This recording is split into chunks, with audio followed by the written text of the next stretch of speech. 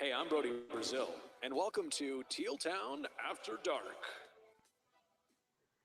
Thanks, Brody. Good evening, everyone. It is Thursday night, May 2nd, 2019, Game 4 in the books. And once again, we have a best-of-3 series.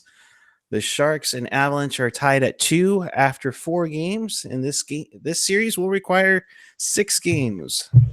And with that, welcome to Teal Town After Dark, your live and interactive Sharks post-game show. Good evening, everyone. You got the Eriks in the house. I am Eriks Kuhre. You can always follow me at PuckGuy14. Joining me, Mr. Eric Landi. Buckeye, not a great look for the Sharkies tonight, but if you want to be a part of the show, there are multiple ways to interact with us, chat with us in the YouTube chat.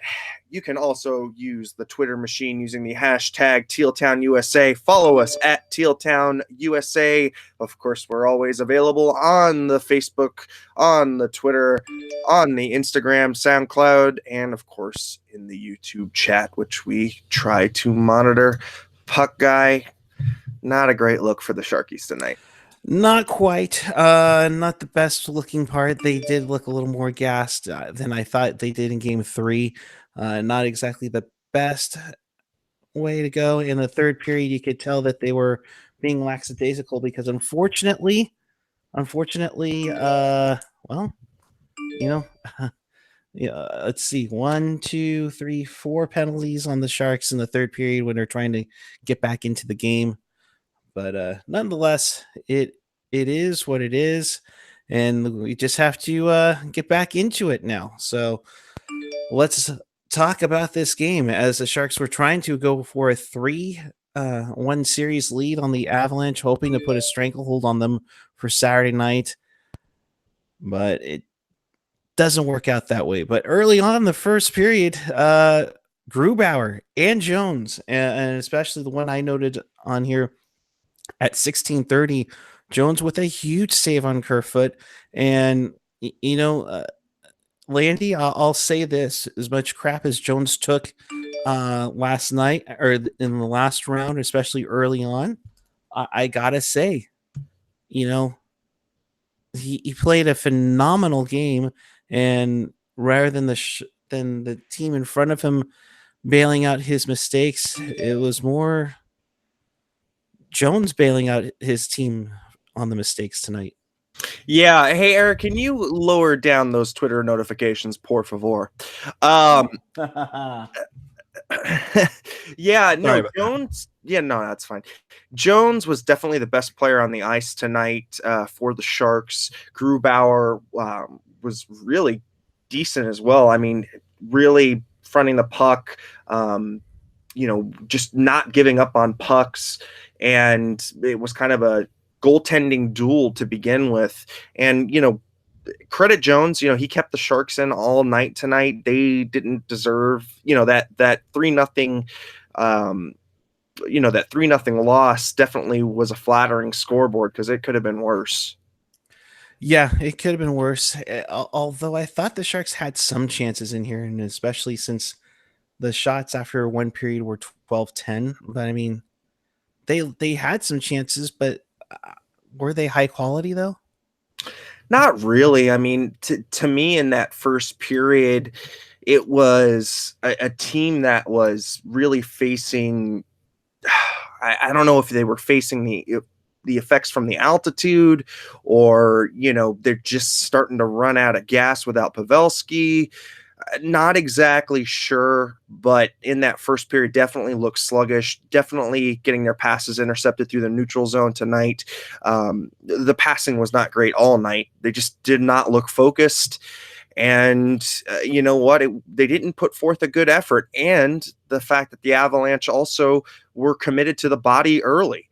That was the thing. The Avalanche had a very strong forecheck, felt like they were really throwing their body around. The Sharks did not come out with the same intensity that they came out with in Game 3. Looked flat. I mean, it really took until the third period for them to really kind of mount, any kind of physical attack. And yeah, I mean, just overall kind of disappointed with the effort tonight. Yeah, Rob Ivan saying altitude got to the Sharks tonight. CD Dangle, Grube had all the space and vision on all the shots. Not a lot of screens and net front irritations. That's true too. It's frustrating to see. Well, but and Rob, I'm sorry I was a little off there early, but trying to get it back. Rhino McLaughlin, it could have been 8-0. Yeah. Yeah, and yes, I do have the man bun going. See, there we go. It's there. Yeah. Yeah, it just did not click tonight. And you know what? I think it's definitely I think they just look gassed. They really did. And I think that another good thing that Jerry was pointing out was the time on ice distribution tonight. Burns did not have a great game. I mean, he was, front and center on that first goal. As turning it over, he had a chance to clear the zone. He couldn't. Not a great play. In that second goal, the power play from the Avalanche, Burns was just not defending well. They had an opportunity again to clear the puck, but they didn't. Then it comes down and kind of everybody is going berserk in front of the goal, and it kind of just trickles over, and they score. So it triggers over to an Avalanche player, and then they shoot it in, of course. But yeah, tonight, just not great picking up MacKinnon. That was a guy, MacKinnon and Rantanen just seemed to be running rough shot. Not great. Yeah, not the greatest. And a lot of people were saying Burns was fatigued, Burns was gassed. Burns was very slow moving the puck, and turnover did it around one as well. I thought more so that Colorado has contained them a little bit more. It's one of those things that they target on, and that's where the next man up comes into play for sure. So 12-10 the shots, as I mentioned, through the first period. Faceoffs 53-47 in favor of San Jose after 20 minutes. The second period didn't start off too great. A lot of hooking calls, a lot of lazy plays there. That's something that you want to try to avoid, when you are tired. And unfortunately, it doesn't start off as a parade to the penalty box for the Sharks tonight. Timo Meier goes off for hooking at 23 seconds. Thankfully, Colorado's power play, didn't do anything. And since Zach is in here right now, like he always says in his videos, stay out of the penalty box. I mean, I believe that's damn penalty box. It's a damn. Oh well. Yeah. I mean, but that's one of the key figures here in this one. 6:15. Kerfoot goes off for hooking himself. Sharks get a brief power play until EK65 gets tripped up. Oh my god! It was probably the most blatant trips I've seen, and it was one of those ones where it's like, oh my gosh, how do you miss that? The Sharks turn it over. There's a breakaway. LeBanc takes probably a good call on it for getting a hooking call. So naturally, LeBanc in the box. What else is new? And it's no, you know what? I mean, one of those smart ridiculous. Penalties, but no, it was ridiculous though. I mean, you could clearly see the stick hitting the skate. It wasn't like it was, one of those incidental contacts, or, it was blatant. Erik Karlsson's going through the neutral zone. He's building up speed, and then he's taken out. Yeah. And I don't know if that's because they're afraid of calling, a 5-on-3, but they certainly didn't have a problem later on in the third period doing that. But, it's always something, it's always something. And I think that this officiating crew will want to take a look at that one again, because they missed it, and they missed it pretty bad. Yeah. Marty T in the chat. Well, what do we want? The refs to put away their whistles, or put their whistles away, and can we watch the headshots? Yeah, there were soft ones, but we had a lot of stick work last game that went uncalled. Yes, there was a lot of stick work that went uncalled. I think the more than anything, consistency. I think consistency is what I think every hockey fan would want. That way, if a trip's a trip, then okay, then that's what we need to do here. So LeBanc goes in at 6:48 for hooking. Nothing transpires out of that. However, at 10:34, the opening goal of the game, and apparently, um, you apparently a guy that NBC really doesn't get a chance to talk about because heaven forbid they actually cover a regular season game that's west of Chicago and doesn't involve Vegas or San Jose. Nathan MacKinnon, and as much as the announcers were just going crazy over him tonight, he's that damn good, and he gets his 6th of the playoffs from Rantanen and Makar, who is a great rookie defenseman. He's going to be a beast for the Avalanche. They get on the board 1-0. What did you take from that? Because I didn't think that was Jones's fault. Oh no! I mean, the initial save alone was really great, and it was just garbage in front of the net. What do you want from Jones at this point? I mean, he's basically held them through half of the game. It's 0-0. Haven't been able to capitalize on any of their chances. So, in my opinion, he's kept them in. At this point, he's kept them in, and the Sharks just need to do a better job of clearing the zone. Yeah, absolutely. The clearing of the zone, and of course, Burns is in both of those plays where they couldn't clear the zone, and that's the thing. Giovanni Segardia, MacKinnon is seriously underrated. It's about time he's getting recognized, and I completely agree on that one. MacKinnon has been really, really good. I next to McDavid, probably the next fastest skater. Oh, absolutely. And I dare say has a little bit better of a shot than Connor. I think Connor can pass the puck a little bit better, but I love MacKinnon's game. I've loved him since he was a Moosehead, and just really, really awesome player.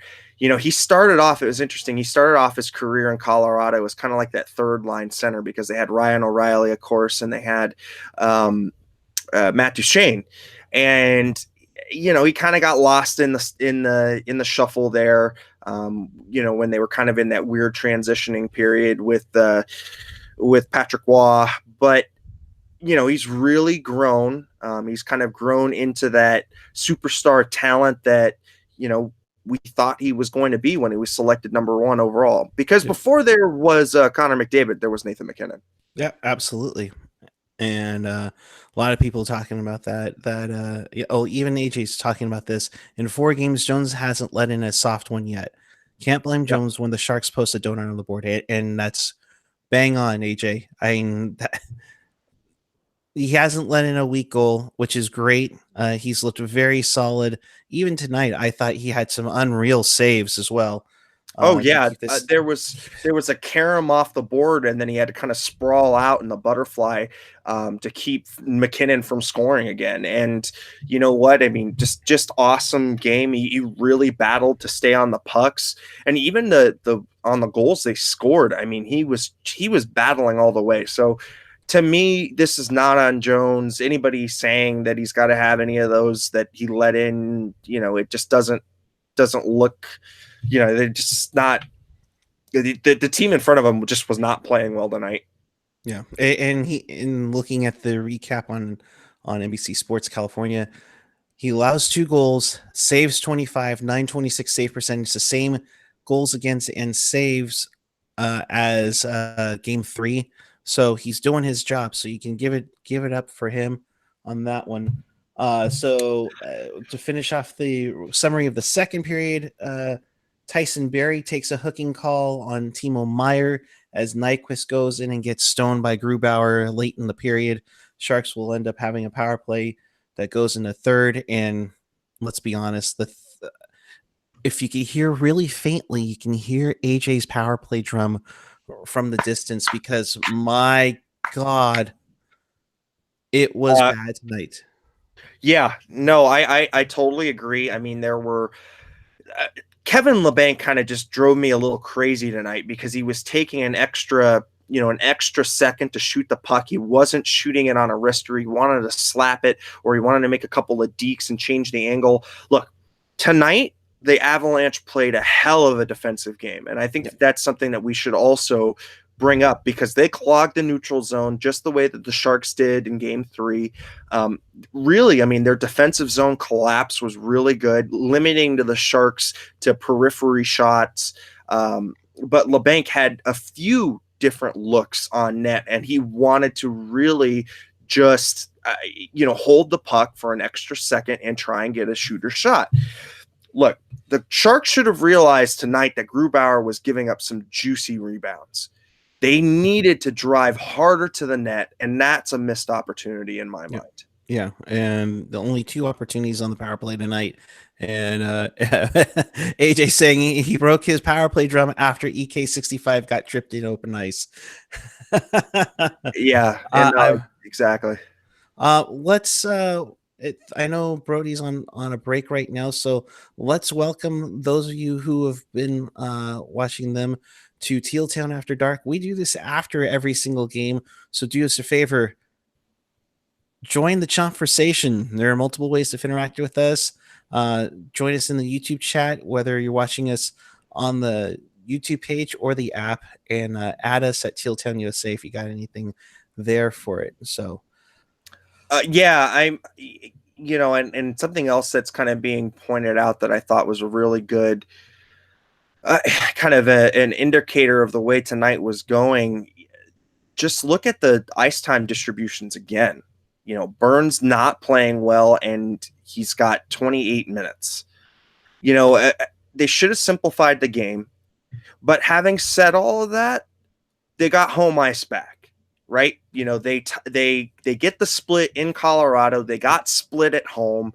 They're going to get a little bit of an extra wind going back home because, they're going to be able to breathe. And who knows, maybe there's some reinforcements waiting in the wings. We've got, a Joe Pavelski sighting. What was that? I guess it was yesterday. He took to the ice. They're going to continue to monitor him. And somebody posted the concussion protocols, kind of interesting, or CTE protocol somewhere on Twitter. I was reading the other day, and it's like, skate, then watch for a day, then skate, then ramp up the intensity.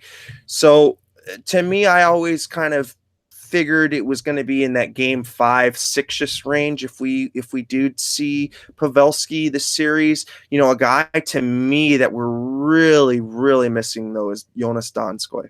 Yeah. Because without Jonas Donskoy, you're basically forced to play both Haley and Radil.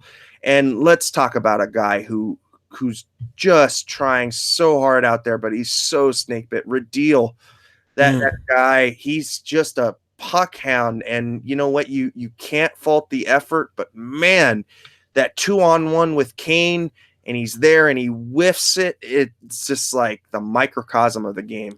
Yeah, and that one that could have quickly changed momentum if he bangs that one in, and just a fan on that.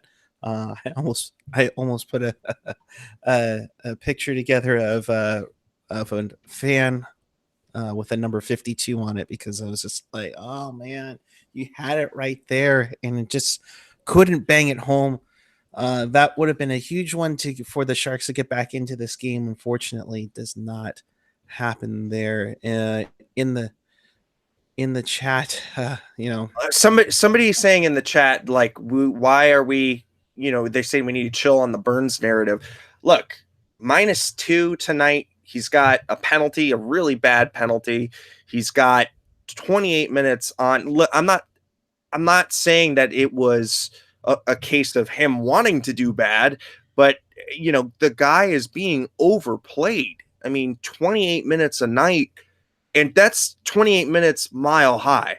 That's like 35 minutes at San Jose, which is at sea level. I mean, really, guys, it does make a difference. So, here's the other thing is that if you and I think NHL Trump says it, totally agree, Anthony. If he'd play Heat if you don't trust Ryan.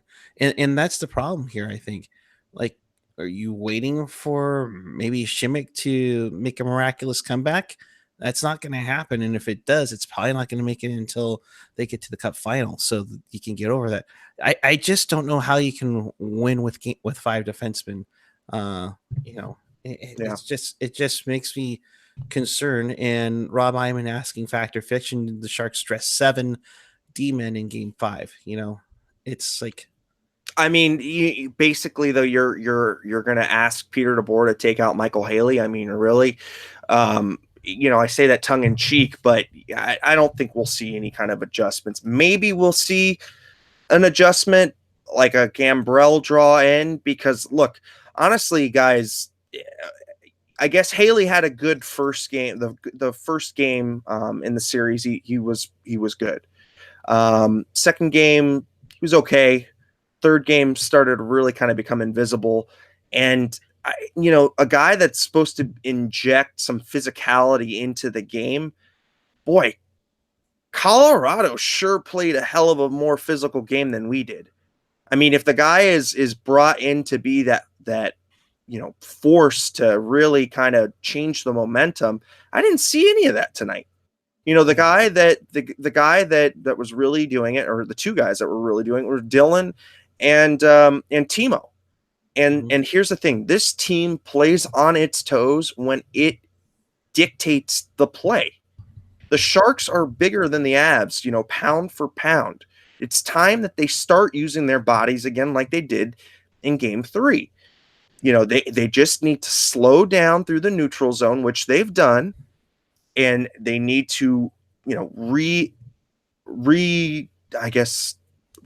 the zone kind of a little bit more slowly. And if they're, if they're kind of like not off, or if they're off on the passing tonight and really kind of not all there, then chip and chase. Go to something, a little bit more simple. Don't make the east-west passes. Keep it simple, stupid. Yeah. Don't make those long passes. I think those were getting broken up by the Avalanche as well tonight, and that led to a MacKinnon goal in Game 3 that started their comeback in that one. So continuing on with our third period, Braun takes a tripping call that makes everybody that roots for Teal go, so that's tripping? At 2:32, and unfortunately, of course, that leads to a goal. Colin Wilson, his 4th on the power play from Rantanen and Landeskog to make it 2-0, and it was 2-0, but it's like, oh, that's a backbreaker in this game tonight. Yeah, I mean, the way that Grubauer was playing, the Sharks looked visibly gassed, and then in that third period, they were frustrated. They were frustrated about the calls. I'm just reviewing the play right now. Burns has that puck in his feet. He can't come up with it. He's trying to make he's trying to get the puck to his stick to kind of exit, but in that moment, he's got to realize the best thing is just eat it. If he's got to lay down and do the starfish maneuver and cover the puck that way, or if he tries to just bank it in to Jones and let Jones cover it up, guys, that just they couldn't get out of their own way, and so to speak. Yeah, the guys couldn't get out of their own way, and that's gonna bite you in the butt anytime. That pretty much did it for the scoring, but while the Sharks were attempting to come back, they started to parade to the penalty box, unfortunately. Although the first one at 5:29, Meyer would take Landeskog to the penalty box for slashing. Nothing would come up of that one. Braun would take another high sticking call at 11:55, and Burns with he was trying to do a stick lift, but unfortunately got the hands, and that's what they're looking for. They got them on hooking calls. So that's 1, 2, 3, 4 hooking calls in the game tonight. 3 on San Jose, 1 on Colorado. So I guess now it's the hooking and holding are getting called, the high sticking as well throughout the night. But that's a recipe for disaster, Landy. And again, not to steal Zach's line from his pregame prep videos, but you got to stay out of the penalty box, and especially in a third period when you're trying to make a comeback there. Yeah, I mean, I totally agree. I think it was Drew Romenda would always say that the stick infractions are the sign of a mentally tired team. You know, he would always preach that, and that's what it was tonight. You know, they were not moving their skates, and you know, they were just not able to muster any kind of, you know, sustained effort. So, you know, again, you're going to have a lot of those kind of issues. I take issue with that second power play that or the power play in which Colorado scored their second goal. Justin Braun is called for tripping. If we go back and we take a look at that, Justin Braun doesn't make any contact. Doesn't make any contact. And the Colorado player, I believe it was Kerfoot, flops. It was a blatant flop. And it wasn't, you know, it wasn't even dressed up. It wasn't even close. And so, you know, I definitely understand where Braun is being, you know, Braun was visibly upset at that call. So, you know, that one to me, along with the Erik Karlsson missed trip and the phantom trip, it not great. But everybody who's watching, we really appreciate it. Yep. We do this show, you know, for the fans, by fans. So if you haven't already subscribed, please go ahead and hit the little red button and then put the little notification bell on. All of you long timers know that we go after every single game, rain or shine, day or night. So, but if you're new, you get the little notification bell. It will tell you when we go live. Also, if you have not checked it out yet, we have some pretty cool t-shirts. It's the Win It for Jumbo special edition, limited edition Teal Town USA shirt. And boy, howdy, does that skunk strip look nice. Got some nice style there, bud. Yeah, bud. Yeah, I can't wait for these to arrive, and then we'll get these shipped out. It's going to be looking good. Possibly we might be able to sell some somewhere in San Jose tomorrow, or not tomorrow, Saturday, prior to Game 5. So be on the lookout. We'll be in the area. Myself and AJ will be down there trying to sell off that, but limited quantities available. So get on it, folks. You know, make sure you want to win it for Jumbo. And more information available at tealtownusa.com on that one. To finish, go ahead. So just quickly, somebody was asking, I'd love to have one without the Teal Town logo. That actually was made by yours truly, Mr. Puck Guy. So yeah, it's kind of our little watermark on there. Puck Guy, great with the graphics, by the way. Thank you. Yeah, I mean, you know, so away we go to the Sharks kind of having that last push in the last, 4 minutes of the game. Well, actually, it's more like 3.5 minutes after all the penalties expired, and go empty net, put on some great pressure. I mean, Grubauer just stood on his head. But again, where's the net front presence? There were rebounds galore. Rebounds galore tonight. And again, when this team is not mentally engaged, they don't do the little things like crash hard onto the net. You know? Yeah, and that's the catch is where was that? Well, they were crashing in front of the net. They were facing it, so you know, it totally makes sense to go to the front of the net. And unfortunately, you know, Colorado, kudos to them, especially on that second power play for San Jose, not even giving them a chance to even set up. That's the tough part.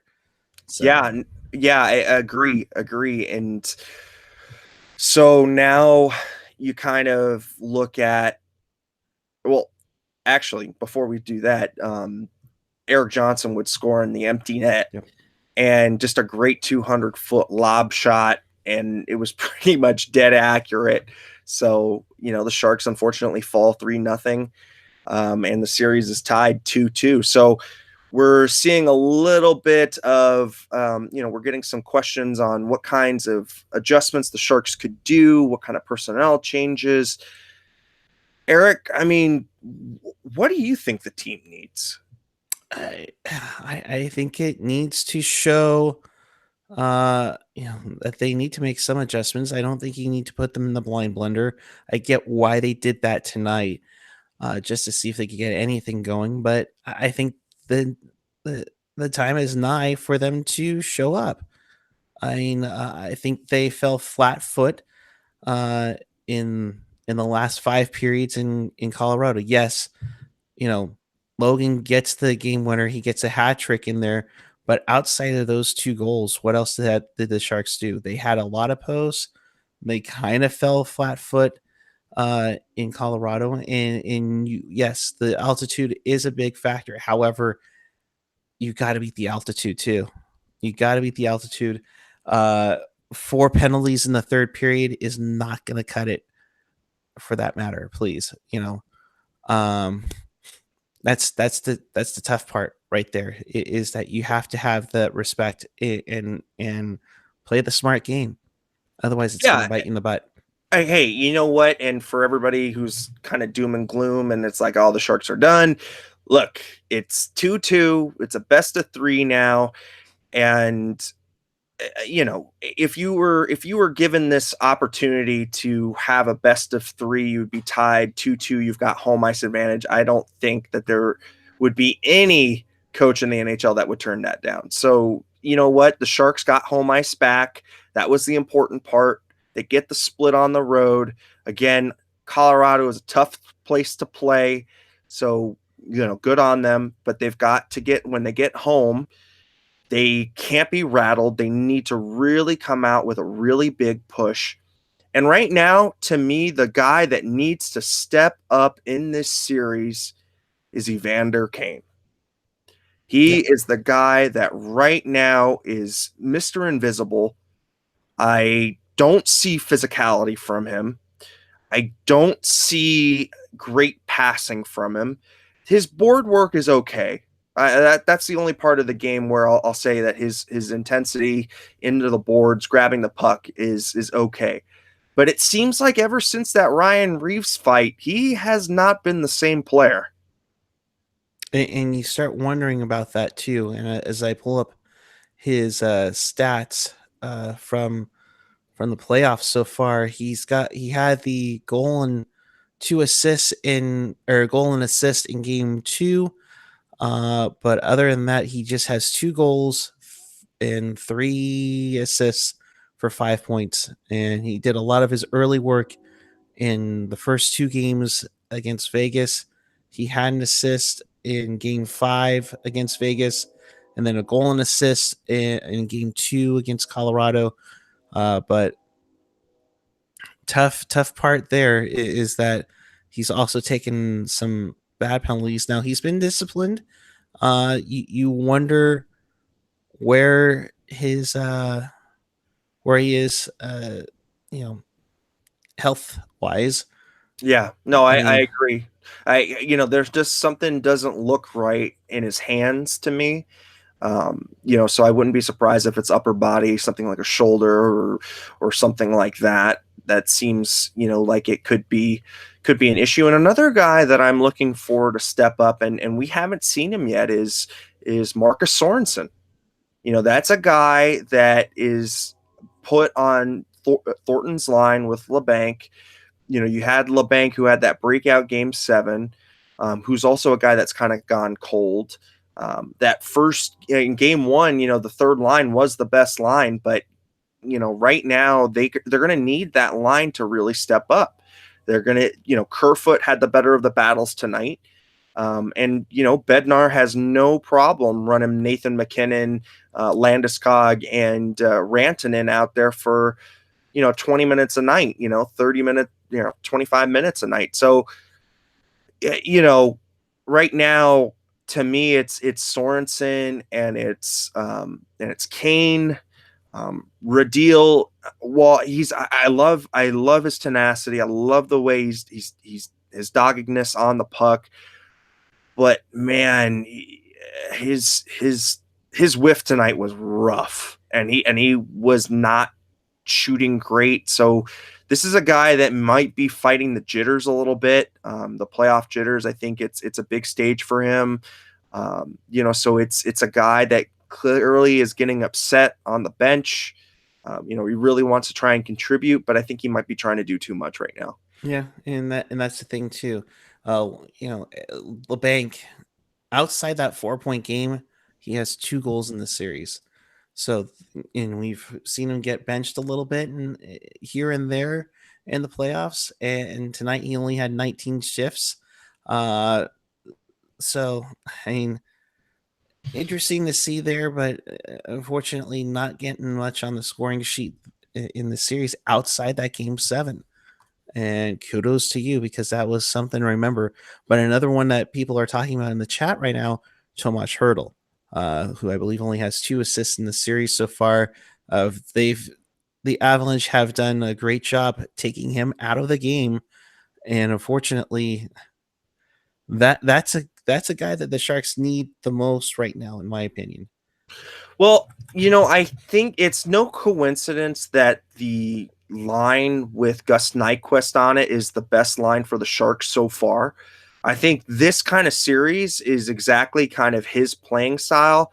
And so when Gus Nyquist is taken off of the Hertl line, that's a lot of creativity that's gone there, and that's a lot of speed that's gone there. And especially with the way that Kane is playing, just not playing his normal self and speedy self. I think Gus Nyquist really helped out there. Now, they did shift Meyer to that line with Hertl and Kane, and that looked pretty good. But it might take some shuffling of the deck here. It might take some out of the box thinking to try and get to get the guys kind of a little bit more up tempo. I think Daniel Martinez saying Hertl is trying to force his way to the middle to make a shot. Yeah, although I would say that that's kind of his game, though, right? I mean, he kind of likes to slow down the game a little bit. He kind of likes to go behind the net, really kind of be that strong player on the boards. So that's kind of Hertl's game. So he's never been a speedster. He's always been a guy that needs to control and puck handle. So, to me, Hertl right now is kind of being neutralized a little bit. So adding some speed on the wings, that would really help open him up a little bit. Yeah, I completely agree. Ryback saying, do you give Gambrell another chance?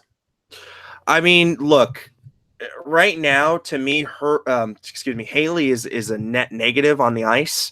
Not playing all that great. He's got 9 minutes, only 2 hits tonight, and a guy again that's supposed to be physical, only adding 2 hits to the score sheet. Not great. So, that might be a player that needs to be replaced, and Gambrell come in on that 4th line. Although Goodrow was money on the faceoffs tonight. So, you talk about a guy that needing to help with the faceoffs. And you know what? I'd like to see Barkley slid up the lineup. I think he's earned it. I mean, with his play, I think he could be a valuable player on Logan's line, or maybe put him up there with Hertl. But this is a guy that is kind of evolving his game a little bit and a knack for scoring important goals. Yeah. So I'd like to see Barkley elevated into the lineup. Well, and you wonder, and I know they're trying to keep the 3rd line together and keep everybody together as much as possible. You wonder if LeBanc gets moved up a little bit and move Radil down, or does that kind of hinder that 3rd line? That's another talk about an adjustment that we'll see and it remains to be seen. We haven't heard too much about Jonas Donskoy. Obviously we could speculate, but we're just going to call it overall body soreness. Yes, Pavelski did skate today, but but here's the thing, we don't know. You know, I've suffered through a car accident with a concussion, and I have yeah, too. So and that's the thing that you know, we can't tell if he's 100% or not. And do you switch you switch Ryan for Tim Heed? It remains to be seen. I don't know. I don't know what you. I think Puckeye just moving Ryan back to with Burns and then having Vlasic and Bronny together again. I mean, you know, they need to have that shutdown pair to shut down Nathan MacKinnon. Tonight he was all over the place. You know, in game 3 they did a good job of neutralizing his speed, but in game 4 he was allowed to speed through the neutral zone. So you know, if you put Heed back in the lineup, you've got to balance another right-handed shot, which is really difficult on a team that, you know, is already loaded to the gills with right-handed shots. You know, we also don't know what Brendan Dillon's playing through, because, you know, he saw reduced ice time, I think, in game 2. And then, of course, Vlasic had the injury in the Vegas series. So, I mean, Braun has been taking lick after lick after lick going into the boards. You know, so the blue line right now might need a little bit of a shakeup, a little bit of a makeup change, because, you know, the guys, they're getting worn out. And DeBoer is not doing them any favors by playing a Joakim Ryan 7 minutes. Yeah, and that's the tough part there. And a lot of it's going to be early, and we get that and everything. And when you're down in a game where you want to have your offensive defensemen do their magic, I get it, you're not going to have him in as much. However, at the same time, you're now 11 games into a postseason, which looks like it's going to be a really long postseason at this rate. You're going to go 6 games in this series at least. You're going to have another tough series in the Western Conference Final if you advance, and then you're playing for the Stanley Cup. I mean, you don't want to have repercussions for next season, Next series. or next series, let alone next season for that matter. So CD Dangle saying they have 5 guys. Who the hell has heard of that? Well, Chicago did win the cup with playing 4 defensemen. You know, that one year, because Trevor Van Riemsdyk was like a rookie, and then they had like Timo Kieminen, I think, Timo Timonen. Yeah, and it's just like, you know, it's not unheard of. But believe me, that's a lot of miles on Burns and Carlson and Vlasic, and Braun. And Braun was already a guy that we were feeling was a little bit suspect this year to begin with. They really need to really redistribute the ice time. And Heat is the right-handed shot. Ryan is the left-handed shot. Rhino. And that's the other thing too, is like, it's not like they haven't been using righty and righty in there. And especially when you go with 5 defensemen, there's going to be a time where you have righty righty or lefty lefty. So you can't tell me that it's not that. And that's the frustrating part. So we'll see what goes on with that there. All right, so let's get to the final stats on this evening, as the Sharks lose this one 3-0. Final stats as they load on NHL.com. Thank you so much. There we go. 32-28 in favor of San Jose. Faceoffs 52-48. Colorado scored 1 on their 5 power play chances. The Sharks, you could barely call it 0 for 2, because they were I think they had 33 seconds on their first power play, and the second one, I don't even think they gained the zone at all. So that tells you how their play was. Yeah, you think that they might want this series to go 7? Just saying. Just saying. I hope not. I hope not. I mean, so if that's the case, then we should expect the Islanders to have 9 power plays tomorrow when they take on the Hurricanes to try to extend that series. Just putting that out there. Tonight, the penalty minutes were as follows: 12 minutes for the Sharks, 6 minutes for the Avalanche. Hits 33 in favor of Avalanche, 25 for the Sharks. Blocks 14-20, favoring the Avalanche again. Giveaways 4-9, favoring the Avalanche. But you know what? They say that the Sharks only had 4 giveaways, but damn, it sure seemed like they were guilty of a lot more than 4. And Brent Burns could have had 4. And, again, that doesn't account for the missed dump-ins. It doesn't account for the weak, neutral zone play. So, yeah, that 4 seems kind of small to me. They were too busy adding onto the hit counter. They're trying to impress the Vegas hit counter. Yeah, exactly. What were they trying to do? Compete with Vegas? Yeah. The only 2 players that had under 10 minutes of ice time tonight for the Sharks, Michael Haley at 9:17, which is actually pretty considerable. Joachim Ryan was 7:10. Overall, everybody else was in the 10-minute range. Sorensen at 10:50, Radil at 10:17. The defenseman, we've kind of talked about Burns already. Erik Karlsson 25-24, Marc-Edouard Vlasic 22-38, Dylan at 16 minutes, Braun at 18 minutes.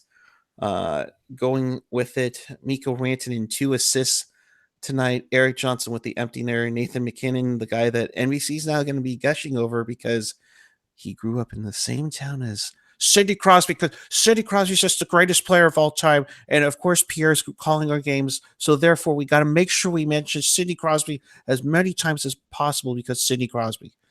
That Nathan MacKinnon, I saw him play in Halifax with the Mooseheads. It's just like, oh my God, he's a good Pierre, hockey player. Yeah. Sad. Hey, it's time for my reach around. Is it? Do you really think it's time? Do you really? Yeah. Yeah, I really do. All right, fine.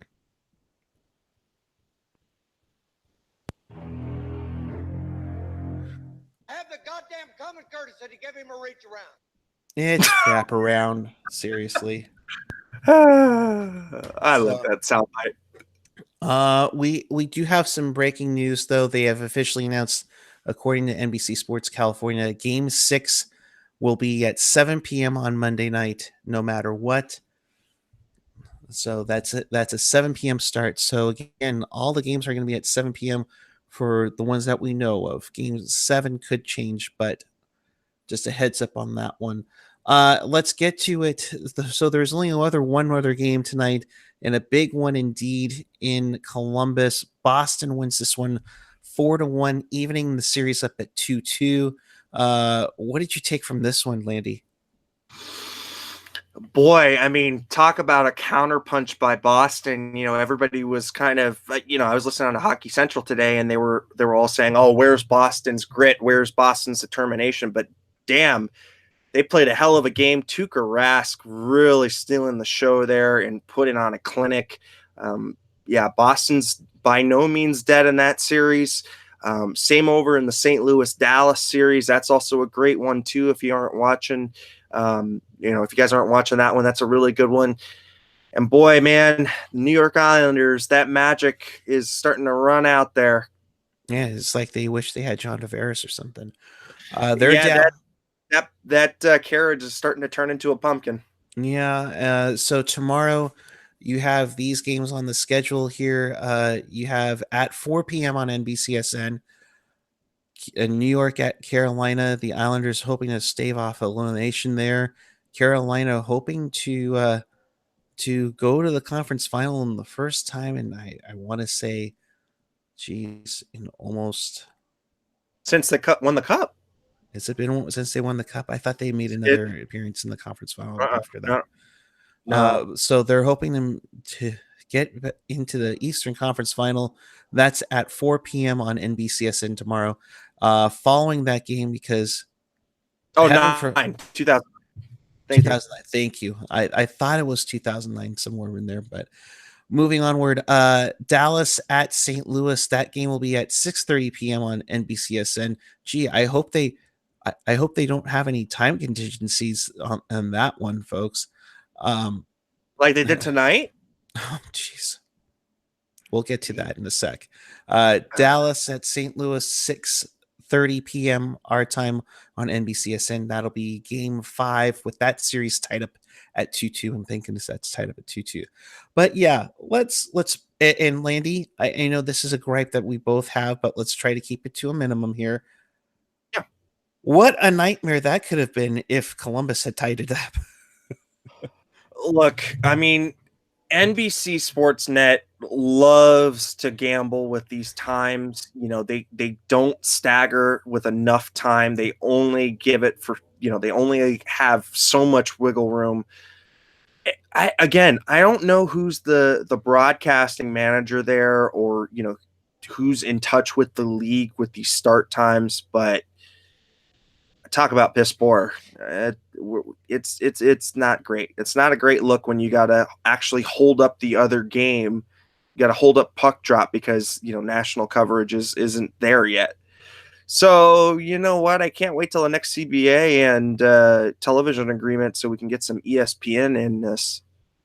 It should be interesting to see how that turns out. Indeed. But yeah, just a little frustrating there because you say 7:00 and then you delay it to 7:15, and then I think even Al said it on Twitter tonight. You talk about you talk about delaying a game 2 minutes before it was supposed to begin, and it's like you almost saw it coming, but that's how it is, unfortunately. Hey, AJ, if you really got a problem with us talking about the game start times, then why don't you get on here? Oh boy, no, you sure do. Landy, don't poke the bear. Seriously. Anywho, Right, we're done with it. We're moving on with it. So with that, yeah, Laurel's going, oh crap. So let's move on. Game 5, Saturday night. Huge game at the Shark Tank. It's going to be a huge one. And you know what? It's going to be a blast. Best of 3 now. Two of them at home. What do you see? What do you look for? What can you? Yeah, I mean, really, the Sharks have to come out and blitz the Colorado Avalanche in that first 5 minutes. That's going to be key to that game. They need to score within the first 5 to 10 minutes, really need to get Colorado reeling, really need to punish them with the body, especially those smaller defensemen. Gerard and Makar are just able to do anything out there right now, and it doesn't seem like they're paying a price. So they really need to get some bodies on them. Nikita Zadorov, I don't know what you got to do, but you've got to figure out a way to neutralize him, whether that's laying a big check on him, whether that's trying to goad him into a fight, something. But Nikita Zadorov, there we go, is really winning the physical battle for them right now. So, they again need to come out with the foot on the gas, blitz them early, and then you can kind of get the Colorado Avalanche kind of reeling. Yeah, and if you can get them on them early, get them reeling, that'd be a huge thing. Of course, as Brody and Chris go off the air, we should mention 2 or fewer is still undefeated thanks to the empty net goal. Let's just put it out there. Otherwise, Brody would have ripped a t-shirt. And you know what? He could get one of these, to replace that shirt, a nice jumbo shirt. I'm just saying, check it out at tealtownusa.com for all that. But in case you missed anything or you want to watch this again, make sure you hit us up at tealtownusa.com or your favorite podcatcher, whether it's iTunes, Google Play, SoundCloud, Stitcher, TuneIn Radio, and of course Spotify. But definitely make sure you hit us up on the YouTube channel and smash that subscribe button. We want to thank the 1,480 that have subscribed, and of course, if you haven't already, please subscribe We really do appreciate it. And of course, check out all the posts that are on tealtownusa.com. Felix does a great post. AJ does a many as well. Chris even had one on Jones, which I think his, his reverse call. Oh, see, look what you did. Look what you freaking did, Landy. Look what you freaking did. You want to talk about start times, people? You want to talk about start times? I got your start times right here, pal. They do it for ratings. That's the only reason why they do it. Just let it go. You want to bitch about it on Twitter. That's what Twitter is for. So we can all be 12-year-olds that bitch about every little thing and every call that goes against us. That's why we have Twitter. That's why it was invented, people. Have a good night. Oh my God, Eric, take us out of here. If you haven't already subscribed, please go ahead and subscribe. I'm at Erik Landi, using my first name. That's ERIKLANDI. Find me on all of the social media garbage. You don't know how your name is spelled. My God, how many times have we talked about? Tired. Oh my gosh. All right. Hey, they could have spelled my name the old Norse way with a double I, okay? So at least they didn't do that. My parents are hippies, but not that bad. I'm not even going to go there. My handle on the Twitter machine and the Instagram is PuckGuy14. Use that. Follow me on both. We'll really appreciate it. Of course, hit us up on Teal Town USA on all your social media channels. And of course, like we said, make sure you hit us up on the YouTube channel. We do this after every game. We'll be back with you Saturday night following Game 5 of Sharks and Avalanche. That game will start at 7 p.m., we think, on NBCSN. We hope. Yes, we hope. Kidding. I can already picture AJ coming back in right now. But for everybody at Teal Town USA, we thank you for watching. We appreciate your support. Tell all your friends. And make sure you grab one of these jumbo shirts on our website. And until then, keep it real. Keep it teal. Keep it real teal. You have a wonderful evening tonight.